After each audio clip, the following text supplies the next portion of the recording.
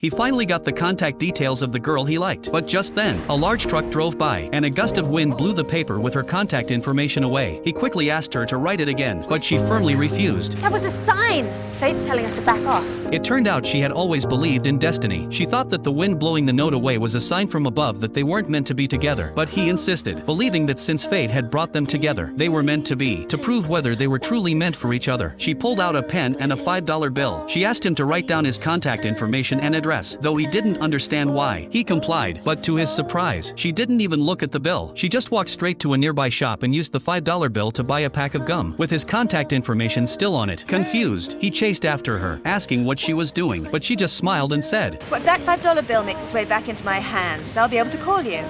And when you hear my voice on the other end, then you'll believe in fate, won't you? He didn't believe in destiny, and the chances of this coincidence happening seemed too slim. After all, he had left his information, but she hadn't given him anything. So, to make it fair, she took out a book titled Love in the Time of Cholera. She wasn't giving it to him, though. Instead, she told him that she would write her name and contact details inside and leave the book at a random secondhand bookstore. If they were truly meant to be, he would find it and buy it. But he wasn't one to leave his future to something as uncertain as destiny. He believed in taking action, not waiting for fate to decide. Eventually, she was moved by his persistence and pulled him into a nearby hotel, saying she still wanted to leave things up to fate. They each took a separate elevator. If they ended up on the same floor, then she'd agree to be with him. Take a breath, and then when the door closes, hit a button. I don't understand this. You don't have to understand, you just have to have faith. Faith in what? Destiny. With that, she threw him one of her new gloves. As the elevator doors slowly closed, he stood there, completely stunned, looking at the rows of elevator buttons, unsure of what to do. In the end, he randomly pressed a floor button, unaware that it was the same floor she had chosen. As he anxiously waited for the elevator to reach his floor, it suddenly stopped on the 14th floor. A father and son stepped in, and to his surprise, the mischievous boy started pressing all the floor buttons. He was frustrated, but there was nothing he could do. When the elevator doors finally opened, she had already stepped out, and he hadn't even gotten the chance to explain. Meanwhile, she was completely unaware that he was stuck in the elevator. She waited at the exit, expecting him to appear, but time passed, and he never showed up. She began to feel a sense of disappointment. Maybe this was the final answer that fate had given them. With a heavy heart, she decided to leave, but just as the elevator doors closed behind her, he stepped out of another elevator on the same floor. However, he was still too late. He had missed her again. Perhaps love sometimes requires waiting, but more than that, it needed action. He rushed to find her, scanning the crowd frantically, but she was nowhere to be found. Regret and sadness flooded him, and in his despair, he remembered their first meeting. It had been on Christmas Day, in a busy department store. They had both reached for the last pair of black gloves. After learning it was the last pair, he had, in a gentlemanly fashion, let her have them. She had smiled and invited him to share some dessert, and from that moment on, he had found himself drawn to her. As they were about to part ways, he mustered the courage to ask for her contact details, but she had simply told him, Well, if we're meant to meet again, then we'll meet again.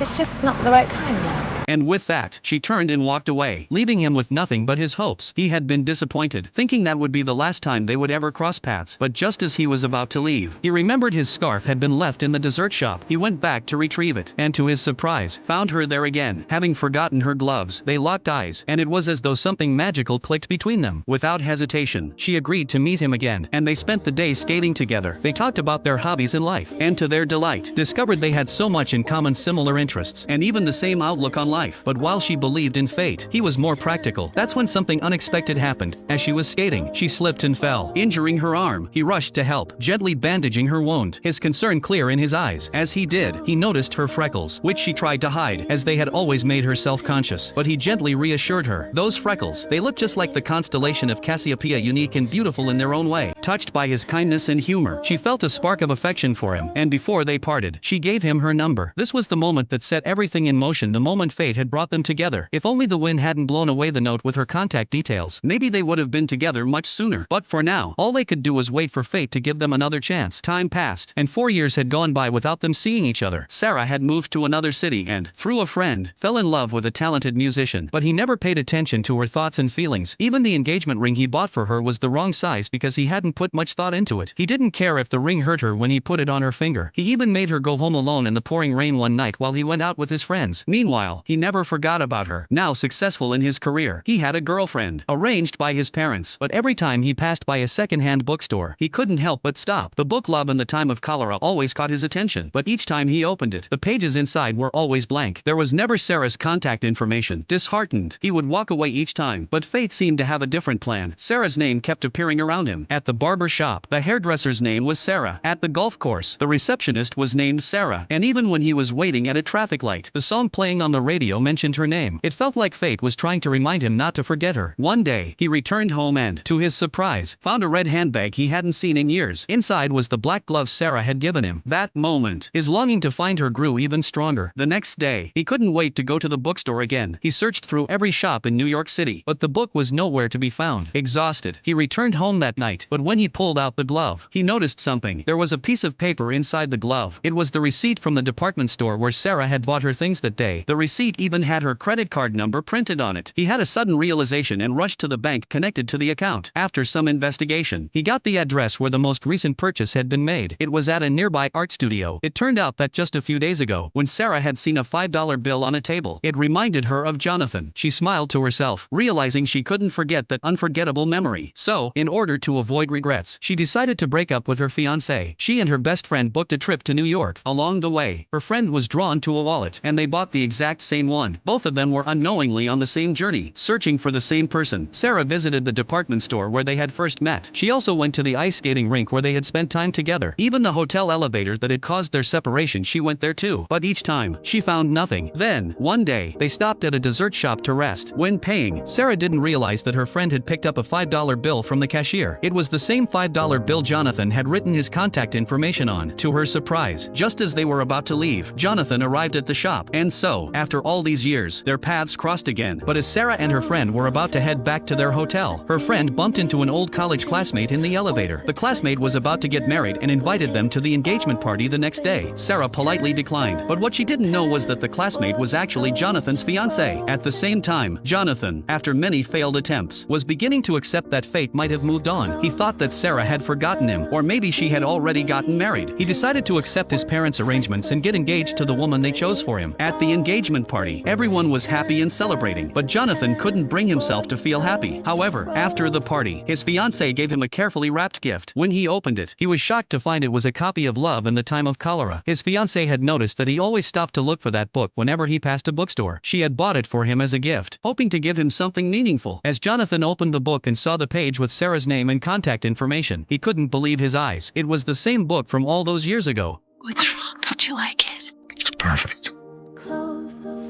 It's an excellent choice. Finally, he had Sarah's contact information. Excited, he ran out of the house, hopped on a plane, and headed to the city where she lived. But when he arrived, he accidentally uncovered an incredible secret, one that would change his life forever. What happened next? Stay tuned. I'll update you soon with the rest of the story.